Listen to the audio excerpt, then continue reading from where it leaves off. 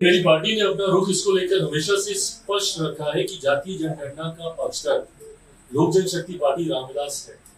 हम लोग चाहते हैं कि जातीय जनगणना ये आंकड़े कम से कम सरकार के पास होने चाहिए। मैं इन आंकड़ों को सार्वजनिक करने का पक्षधर नहीं हूँ।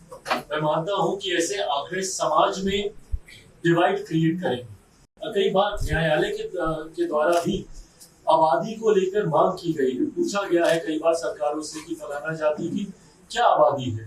मेरी पार्टी ने अपना रुख इसको लेकर हमेशा से स्पष्ट रखा है कि जातीय जनगणना का पक्षधर लोक जनशक्ति पार्टी रामविलास है।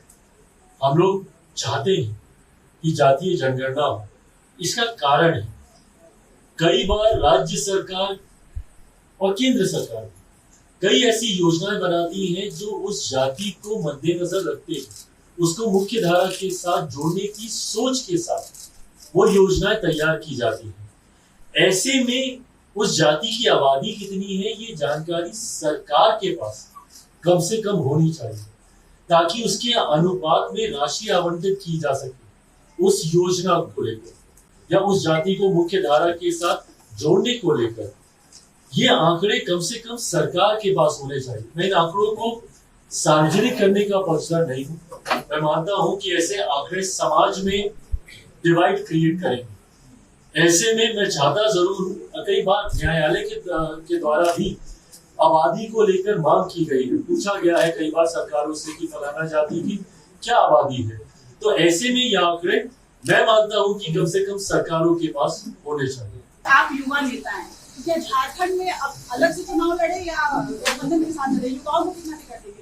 डेफिनेटली मेरी प्रायोरिटी रहेगी। मैं एक अपना एमवाई समीकरण है मेरा, जहाँ पे महिला है और युवा है। मैं जातीयता और सांप्रदायिकता से हटकर युवाओं की जमात और महिलाओं की जमात की मैं सोच रखता हूँ और मैं चाहता हूँ। लिमिटेड सीटों पर मैं लोकसभा का चुनाव लड़ रहा था, बट फिर भी मैंने सुनिश्चित किया कि नारी शक्ति अधिनियम कम से कम मेरी पार्टी में लागू हो।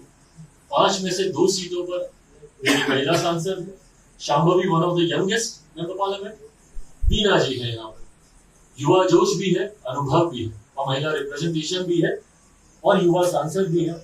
Rajesh is way younger than me, Arun ji है यहाँ पर, शांभवी भी यहाँ, बीना जी इस कैटेगरी से थोड़ा सा बाहर है।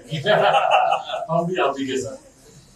तो ये मेरी प्राथमिकता जरूर है, युवा महिलाओं को ज्यादा से ज्यादा पार्टी टिकट दे, ये प्रायोरिटी है। इलेक्शन जब 5 साल होता है तो एक बार आप नजर आते हैं, आपकी पार्टी नजर आती है, आपके संगठन नजर आते हैं, एक आध सीट पे आप चुनाव लड़ते हैं। इसको क्या माना जाए? आप एक तरफ कहते हैं कि मेरा जन्म जो है बिहार में हुआ था, जब मैं जन्म मेरा हुआ था उसमें बिहार ही था।